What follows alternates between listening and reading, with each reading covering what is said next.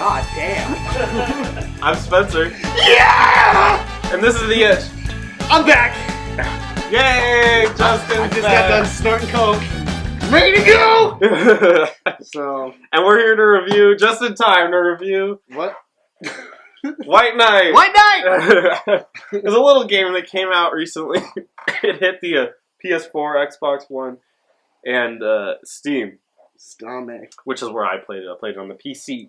Yeah. It's on Came PC. out on PS4, but I was like, I pre-ordered too many fucking games this month, so. Yeah, it's kind of a big month. Yeah. Go like later half of the month. It's gonna Later be a half of the month. pretty big deal. So keep it locked. So White Knight is a horror/adventure game with a very stylistic approach. What's that? Black and white? Yeah, it's all completely black and white. Still getting over my sickness. God damn. Really? It's like a month Holy long, shit. cough. It's just an endeavor. You guys fucking I beat the shivers. I used to have the shivers, and that was not just from just playing this ship game. them off. But I shook those off, and now it's just a cough that lingers. But anyway, so I played the game for about 8 hours, probably a little bit longer. You beat the game. I can't remember. It's probably more than 8 hours, but I can't quite remember. I beat the game. Horror games, for me, I'm not a huge horror fan. I get the night terrors. You know? I get the night terrors. They come at me in the night. Right. Trying to Out of nowhere. But I played Chucky. Resident Evil. Yeah. Haven't played Silent Hill, which probably would have helped out with this game. Yeah. No. Silent Hill makes you numb to other horror games. And I played Eternal Darkness. Okay. So those are my horror experiences. Eternal Darkness is good. Depends on which Resident Evil. Like 1 and 2. You're like, which one did you play? Oh, 6. Yeah, I'm a big 6 fan. Is there other Resident Evils besides 6? What the fuck? But yeah, though I'm not the most experienced horror fan. Okay. But basically, the story on this one is kind of typical horror. It's set in 1938, like deep in the Depression. What up, noir? Yeah, it's film noir. Everything is, like I said, black and white, and it takes that to a really good extreme. Yeah. But everything's in the Depression. Everybody's like poor. Even you. Even me. I'm poor. You know. The struggle. The scruggle, as it were. The struggle. And you're just a barfly, and you're driving down the road. Drunk. Well, you're not. I don't think you're drunk, but you might be. I don't know. You're not really drunk, but you're just driving down there, and you see a girl, and you kind of like veer off the road. You don't know if you hit her or not. Silent Hill, pretty much. You veer off the road, and you end up in front of a mansion. You kind of did a little crash. You hurt your side. Oh. You're not doing too good. Not your front, your side. Yeah. Think about it. Symbolism. Side of the story. You got it? So you're injured. You land up at a mansion. You need help. So you get out. Terror ensues. Oh, wow. Wesker comes up to you, tells you not to open that door. You stress that Chris is. Probably. Anyway. So how does it play? This is an adventure game. More old school fans will really enjoy that part of it. There's no actual combat. This isn't like Resident Evil where you got a gun, and you got a knife, and you shoot stuff, and you got health. None of that. The horror games that do that actually do hit their stride pretty well. Outlast or Amnesia are good examples. Yeah. Or the beginning part of Alien Isolation, when you don't have a way of defending yourself from the alien. I actually prefer it. Yeah, absolutely. Personally, I prefer the idea that it actually keeps the horror going, knowing that you really don't have a way to fight these people. You're like, shit! You need to find a way that doesn't involve violence. You gotta escape it, man. Ooh, find a way that doesn't involve violence. Think about that world. Right, gamers? End world hunger. 2016 Coney. No, I'm kidding. I'm sorry. So you don't have any combat skills, but you have a little light you get from like your smokes. Yeah, a little lighter thing. Yeah. Yeah, I saw that when you turned it on. I was like, black and white. The fuck? When I was So watching basically, what you do is you walk around, and you can't really walk around in the dark because the ghosts get you. The The ghost. fear takes you. Oh my god. So you gotta actually have the light going on pretty much at all times, which you can only carry 12 lights at one time. So it kind of keeps you kind of fighting for your resources. It's basically your resources. So lights. who is the ghost exactly? Well, that opens up in the story of that you learn. Which, like how is it presented? Is it like Patrick Swayze or is it like? I'm just saying. Well, I'll talk about that a little bit later when I get into the graphics. But the story ends up kind of gets opened up to you throughout like newspaper clippings and reading diary entries, which are haphazardly strewn about the house. I'm not sure. Diary! Like, I really hate my mom. Whatever. Hey, Mom, thanks for breakfast. I guess I'll leave that in the kitchen. So it's just kind of weird that they do that. I'm not sure. Story-wise, it doesn't really make sense, but whatever. Yeah. It's there. And you actually kill the ghost by using unnatural light. So lights that you can turn on around the house. Oh, that's cool. Like lamps and stuff. But the power's out, though. Well, that's what you got to kind of solve. You got to be plugging in stuff and doing little things. And then you can shine a lamp on something and it kills it. Oh, cool. So your actual cigarette doesn't do it, but the lights that you shine. Your cigarette? The cigarette actually kills you. Oh. We're getting really deep today. Truth. Does it do anything differently? The lack of real weapons actually adds a tenseness to the game. Like we said, I really like that. The walking mixed with the camera angles. Is it Resident Evil 2 camera or Resident Evil camera angles? Kind of. It's fixed. It's fixed and weird angles that like distort shit. Distort things and make it seem scary. There's a problem here. Uh-oh.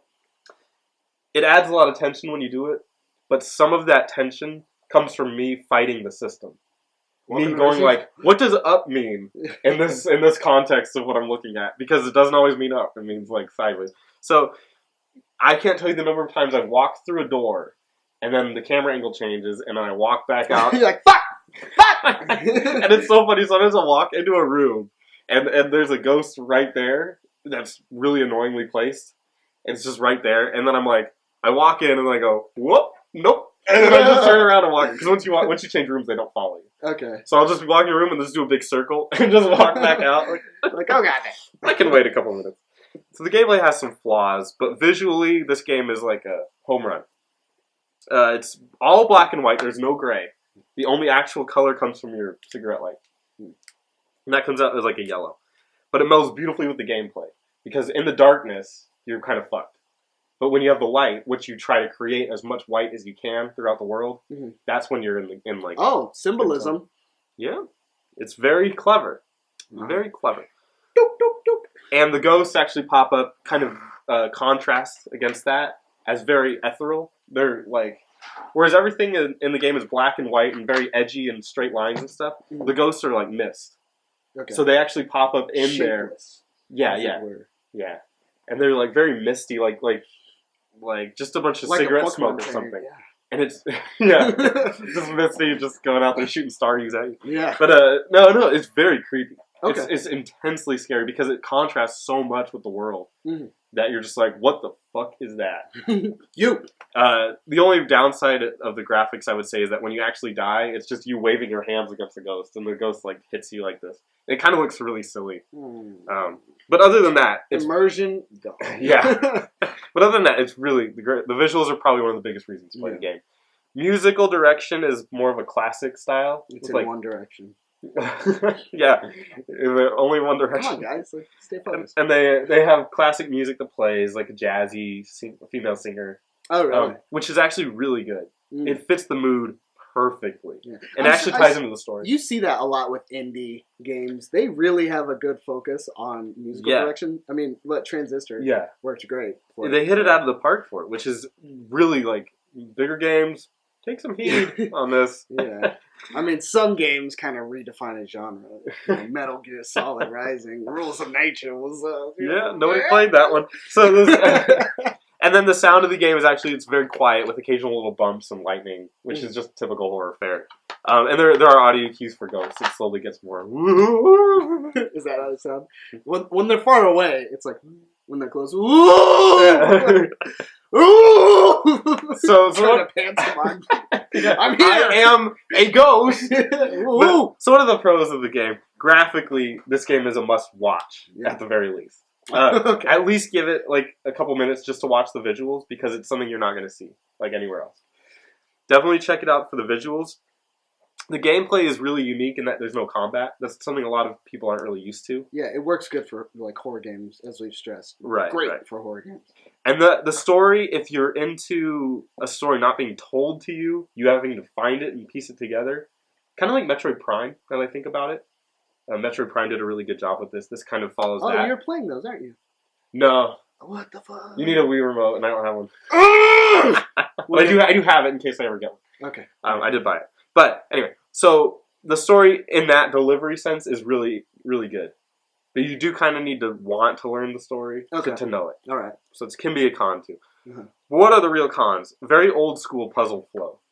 This game, like Grim Fandango, you play games like old school puzzle, like adventure games, like point and click almost. Okay. You gotta like those kinds of games where you gotta look around. Crash Bandicoot.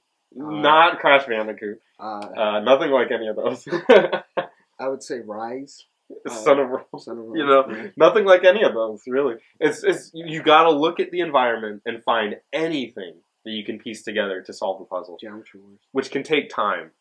Which can take more time and kind of make the game longer than it really is. The gameplay can get troublesome at times due to the controls. They've kind of brought that up. Like, sometimes you're kind of wobbly. So is this more like Resident Evil style? Like, where the 10 controls, like left and right, turn you forward, puts you forward? A little bit, any direction you go? A little bit. Or in the direction you're facing? Sort of, but not exactly. It's a little bit easier than Resident Evil. Okay. But it's still, there's still trouble there. Okay. So that's one thing I would say. And then the last con I have is that the light system has a bit of a flaw. What's that? And what that is you have a certain amount of resources to get your shit done. Get your shit together. Problem is, what I found myself doing was I'd get to a save point. I'd have 12 lights. I would figure out what to do. Oh, stab the girl in the eye on the poster with a knife. Open up a little door. Go to the door. Get this. Do this. And I'd be at like, after I figured everything out, I'd be at like 2 lights. I'd be like, oh shit, this is a 10th. And then I would just die. And then I would go back to my save point with 12 lights. And then do it in like 2 seconds. Be like, oh, this is what I do, yada yada, go. Okay. Do it with 3 lights. And so now I've got like 8 lights going in, and I'm like, oh, this is a lot easier. So it kind of, it's tense the first time, but then when you redo it, there's like no tension because you know exactly what to do. Yeah. So, good idea, but there's trouble with the execution. Yeah, and I think that's just an unfortunate side effect of the way the game works. Yeah. Like, cause I mean, yeah, sure, okay, fine, that happens in Resident Evil too. Yeah, or I mean, as well, Resident Evil as well. So would I recommend this game? No. Unfortunately, this is a really tough sell for the current market. This is an adventure game where you don't have weapons. Which is great for horror. Yeah, good for horror. Works for us. But as far as what the current market likes, this is not it. Yeah. People don't really like the old school adventure games where you got to look around at everything and have weird puzzles that are somewhat obtuse. Really? And take some time to solve. They want puzzles where you're getting chased by a naked guy in a prison. Yeah, I would. Webcam. Yeah, I would enjoy that.